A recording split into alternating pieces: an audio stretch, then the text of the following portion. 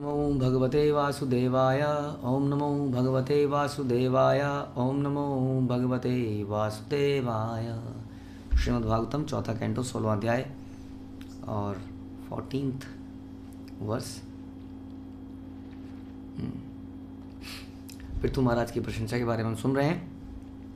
अस्या प्रतिहतं चक्रम पृथो रामानसा चलात वर्तते भगवानर को यावत पति गौगणे।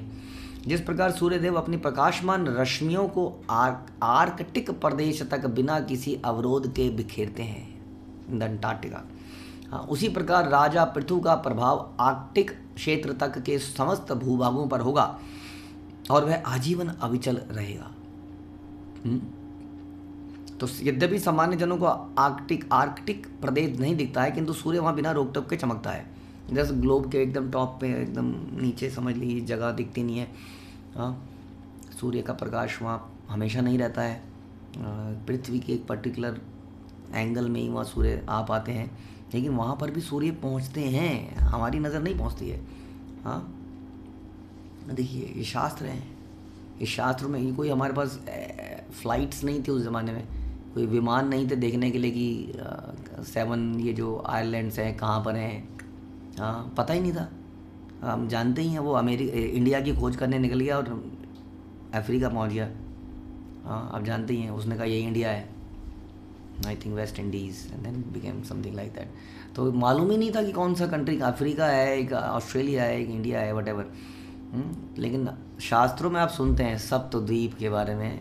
ये देखिए, सूर्यदेव अपने प्रकाशमान रश्मियों को आर्कटिक प्रदेश तक बिना किसी अवरोध के बिखेरते हैं। तो ऑल दैट नॉलेज देयर, इसमें ऐसा साथ में बताया जा रहा है कि पृथु महाराज का जो राज्य होगा वो इतना विस्तृत होगा। इसलिए हम कई बार कहते हैं कि उस जमाने के राजा पूरी पृथ्वी के राजा बनने, कई सारे ऐसे बने राजा। हाँ, कैसे वो, कई बार क्वेश्चन आता है कैसे वो समुद्र पार करके उधर को जाते कैसे होंगे, कभी कभी नहीं अपनी प्रजा से मिलने। अब ये क्वेश्चन तो हम नहीं जानते हैं कैसा उस वक्त पृथ्वी की शेप क्या थी, बट इट समटाइम्स इट ऐसा सुनाई देता है। और उस तरफ की कंट्रीज़ के नाम भी हमारे शास्त्रों में कई बार सुनाई देते हैं, ख़ासतौर पे यूरोप और अरेबियन कंट्रीज़ के। तो पृथु महाराज का प्रभाव इस तरह से चारों तरफ फैला रहेगा। हाँ, दूर दूर तक फैलेगा उनका प्रभाव। और ये प्रभाव, जैसे भगवान सूर्य का प्रभाव हर जगह पहुंचा सकते हैं, वैसे किसी व्यक्ति का प्रभाव भगवान हर जगह पहुंचा सकते हैं। हाँ, किसी व्यक्ति के अंदर यदि ये बल है कि वो यशस्वी हो जाता है पूरे संसार के अंदर, तो वो भगवान की कृपा से होता है ऐसा। भगवान का विशेष पावर, शक्ति आवेश, जैसे कहते हैं पृथु महाराज शक्ति आवेश अवतार थे, तो भगवान की विशेष शक्ति उस व्यक्ति के अंदर होती है, तब वो ऐसा कर पाता है। और भगवान के लिए तो असंभव नहीं है कि भगवान का एक स्पार्क ऑफ हिज एनर्जी, सूर्य, वो ये शक्ति रखता है कि वो हर कोने में पहुंच जाता है। हाँ, हर कोने में संसार के जहाँ हम नहीं पहुंच पाते। हाँ, तो इसी तरह कोई व्यक्ति का भी ऐसा प्रभाव हो सकता है। जैसे श्रील प्रभुपाद, आज की डेट में हम सुनते हैं कि पृथ्वी में हर समय कहीं ना कहीं पर गुरु पूजा होती है, क्योंकि है ना, क्लॉक का डिफरेंस रहता है। और पूरी पृथ्वी में अनेक सेंटर हैं, मंदिर हैं, लोगों के घरों में पूजा हो रही है प्रभुपाद की। यानी कि हर समय कहीं ना कहीं प्रभुपाद की पूजा हो रही है इस वक्त। सोचिए क्या प्रभाव है किसी व्यक्ति का। तो ये कैसे है कि भगवान की कृपा और भगवान की शक्ति से ऐसा होता है। तो ऐसे थे पृथु महाराज, उनकी इतनी शक्ति थी, वो साक्षात भगवान ही थे। रज्यशिष्यति यल्लोकमयम मात्म विचेष्टिते अथा मुमाहु राजानम मनोरंजनकई प्रजा। यह राजा अपने व्यवहारिक कार्यों द्वारा सबों को प्रसन्न करेगा और उसके सारे नागरिक अत्यंत प्रसन्न होंगे। इस कारण नागरिकों को उसे अपना शासक राजा स्वीकार करने में परम संतोष मिलेगा। व्यवहारिक कार्यों द्वारा उसकी योजनाएं केवल ड्राइंग रूम की योजनाएं नहीं होंगी, नॉट नोइंग कि ग्राउंड में चल क्या रहा है, लोगों की वास्तविक समस्या क्या है। क्या वो लोगों की वास्तविक समस्या वाकई में ये ट्रैफिक है, क्या पुल बना देना ही व्यवहारिक समस्या है, ये सोचने का विषय है। क्योंकि इतने साल हो गए, क्वेश्चन ये है, आप सभी देखिए हमारे सामने इतने साल हो गए, इतने पुल बन गए, लेकिन प्रॉब्लम नहीं सॉल्व हुई अभी भी। इसका मतलब प्रॉब्लम कुछ और है ना।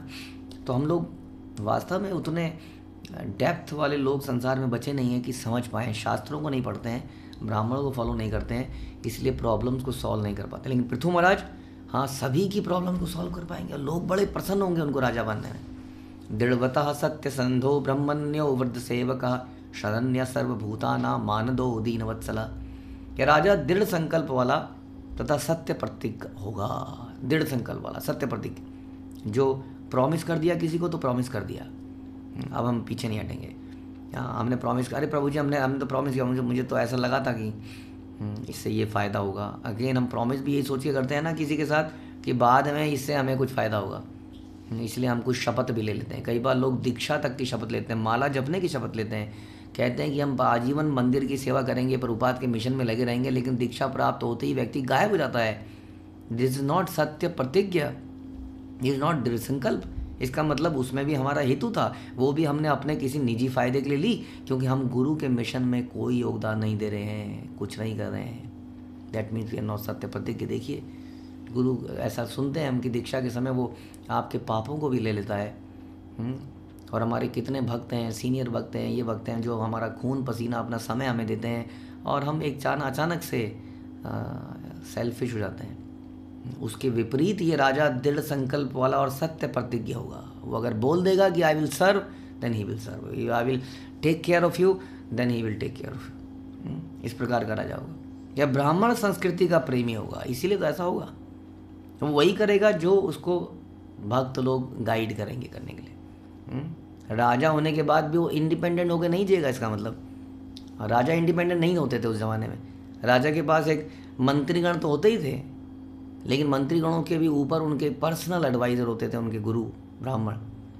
तो इस प्रकार ब्राह्मण संस्कृति का प्रेमी होगा, वृद्धों की सेवा करने वाला होगा, शरणागतों को प्रश्रय देने वाला होगा, ये सबों का सम्मान करेगा और दीन दुखियों तथा निर्दोषों पर सदैव कृपालु रहेगा। यस, अब दीन दुखी कई लोग अलग अलग तरीके से हो सकते हैं। संसार में कोई बीमार हो सकता है, भूखा हो सकता है, लेकिन वास्तविक दीन संसार में कौन है? जो सब कुछ प्राप्त होने पर भी दुखी है। संसार में अधिकांश लोग आज की डेट में इस कारण से दुखी हैं, क्योंकि बीमारियों के लिए तो बहुत सारी गोलियां आ गई हैं, है ना। गर्मी के लिए बहुत सारे एसी एंड ऑल आ गया है। हाँ, इनकम लोगों की बढ़ती ही जा रही है, लेकिन दुखी हैं, तो उस दीन दुखियों पर भी कृपालु करेगा होगा। राजा का कर्तव्य है। हाँ, क्या करे वो जगह जगह पर शास्त्रार्थ कराए, भागवतम और भगवत गीता की कक्षाएं कराए, या जिस धर्म में जो शिक्षा होती है, बाइबल की शिक्षा है उसकी शिक्षा दिलाए, वटेवर, ताकि लोग जीवन के मूल्य को समझें। इसकी व्यवस्था करना भी राजा का कार्य है, और ये सारी व्यवस्था करेगा ताकि लोग सुखी हो पाएं। हाँ, ऐसा राजा का कर्तव्य है। मातृभक्तिम परस्त्रीषु परत्नया अध अमर्ध इवात्मनः प्रजासु पितृवत्सिनिग्धा किंकरो ब्रह्मवादिनाम। ये राजा स्त्रियों को अपनी माता के समान सम्मान देगा। आज की डेट में तो राजा या बड़ा व्यक्ति ये सोचता है कि now I can do anything, अब मेरी पहुंच बहुत दूर तक है, अब हम किसी का भी शोषण कर सकते हैं, बाद में सबूतों को साफ कर देंगे, उड़ा देंगे। कोई हमारे खिलाफ आवाज़ तो उठा के दिखाए, उसके परिवार को ही उड़ा देंगे। धमकियों के चक्कर में ऐसा लोगों को दबाया जाता है। कितने केसेस हैं जो रिपोर्ट होते हैं, कितने केसेस हैं जो अनरिपोर्टेड पड़े रह जाते हैं शोषण के। क्योंकि हमारे हृदय में क्या है? हृदय में काम है, काम। और वो काम आजकल की पढ़ाई लिखाई इन चीज़ों से नहीं जाता है, इन चीज़ों से बढ़ता है। समझने का प्रयास कीजिए। हमारा ही बच्चा कल को इसी तरह के कार्यों में डूबा हुआ दिखे तो कैसा लगेगा हमें? ऐसा लगेगा कि अब पृथ्वी फट जाए और हम उसमें घुस जाएं। But this is the kind of environment we are creating. तो लेकिन ये राजा कैसा होगा? स्त्रियों को अपनी माता के समान सम्मान देगा। मातृवत परदारेशु परद्रव्येशु लोष्टवत। चाणक्य पंडित ने भी यही फिलॉसफी बताई चंद्रगुप्त मौर्य को। इसीलिए वो इतने बड़े राजा बने कि उन्होंने अपनी नज़र खराब नहीं करी, क्योंकि उनके साथ में चाणक्य पंडित थे। कि मातृवत परदारेशु, कि पराई स्त्री को क्या समझो कि मेरी माता है, माता जैसी है, माता है। अगर किसी स्त्री के प्रति बुरी नज़र जा रही है तो सोचो कि मैं अपनी माँ पर बुरी नज़र डाल रहा हूँ। हाँ, शर्म आनी चाहिए थोड़ी सी। तो ऐसा इसलिए बोलता मातृवत परदारेशु परद्रव्येशु लोष्टवत, कि दूसरे का जो धन है वो पत्थर के समान है मेरे लिए। तो इसलिए कह रहे हैं कि अपनी माता के समान सम्मान देगा और अपनी पत्नी को अपने शरीर का आधा अंग मानेगा। हाँ, इनसेपरेबल पार्ट। वह अपनी प्रजा के प्रति पिता के समान स्नेही होगा, और अपने आप को भगवान की महिमा का उपदेश करने वाले भक्तों का परम आज्ञाकारी दास समझेगा। हाँ, यही बता रहे थे कि उस राज्य को चलाएगा, लेकिन यही समझ के कि ये राज्य मैं इनके बिहाफ पे चला रहा हूँ, है ना। हम आपको बताते हैं ना कई बार कि एग्जाम्पल मिलता है राजा जनक का, राजा दशरथ का, किस प्रकार से उन्होंने राजा राम के होने पर सारा राज्य गिफ्ट में दे दिया उन ब्राह्मणों को, लो तुम ले लो, मुझे चाहिए ही नहीं कुछ। अब वो कहते हैं राजा चलाओगे तो आप ही, हम तो ब्राह्मण हैं, हम तुम्हें दान में देते हैं, तुम हमारे बिहाफ पे चलाओ। जैसे राजा भरत ने राज्य संभाला भगवान राम के जाने के बाद, ऑन बिहाफ ऑफ राम, उन्होंने राम के चरण पादुकाओं को सिंहासन पे रखा, ऑन बिहाफ ऑफ। वैसे ही हमारे जीवन में जो भी कुछ हमारे पास है, हमारी संतान, हमारे कपड़े, हमारे शरीर, we should think this is not mine, I am the caretaker. मैं ये ऑन बिहाफ ऑफ कृष्णा इस शरीर के अंदर हूँ, इस शरीर का इस्तेमाल इसलिए कृष्ण के लिए करना चाहिए क्योंकि उनका है, मेरा नहीं है। उस तरह से हमारी संतान, हमारे जो भी संपत्ति है वो उनकी है, भगवान की है, और हम उनके बिहाफ पे केयर कर रहे हैं इनकी। We are caretaker, we are not the owner, we are not the proprietor, I am not a husband, I am not a whatever, I am a caretaker. इस प्रकार से यदि हम समझेंगे तो हमेशा अपने आप को भगवान का दास मान के रखेंगे। जैसे कि कंपनी के अंदर हमें मोबाइल मिल जाए, चाहे आईफोन मिल जाए, वी ऑलवेज रिमेंबर अरे कंपनी का है, कौन सा मेरा है। अरे ये कार कंपनी की है, कौन सी मेरी है। उसी तरह से अरे ये शरीर भगवान का है, कौन सा मेरा है। ये घर जो है, ये मंदिर है, ये भगवान का ही है, मेरा नहीं है। इस प्रकार से राजा पृथु रहते थे। बता रहे हैं कि अपने आप को भगवान की महिमा का उपदेश देने वाले किन का दास मानते थे अपने आप को? किसी गॉड फादर, अंडरवर्ल्ड का डॉन, पुलिस का हेड, कोई बहुत ही इन्फ्लुएंशियल पर्सन, उसका नहीं मानते थे। उनका मानते थे जो भगवान के महिमा का उपदेश देते हैं। Basically the who are people और स्प्रेडिंग, जो भगवान के नाम को, उनकी महिमा को स्प्रेड कर रहे हैं संसार में, उनका परम आज्ञाकारी दास समझते थे।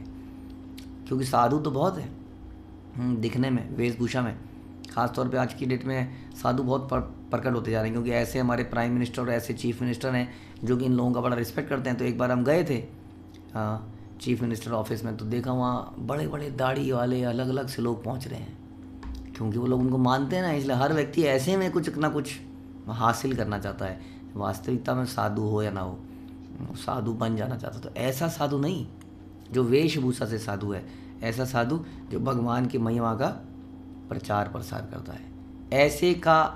ऐसे साधु का अपने आप को दास मानते थे। इसका मतलब संसार में एक ही कार्य है सबका, प्रचार करना, भगवान की महिमा का प्रचार करना। There is some illusion, great illusion going on in the world, कि संसार केवल और केवल भगवान के नाम महिमा के प्रचार के लिए ही बनाया गया है। इस संसार का और कोई पर्पज़ नहीं है। ये बात हमें समझनी पड़ेगी।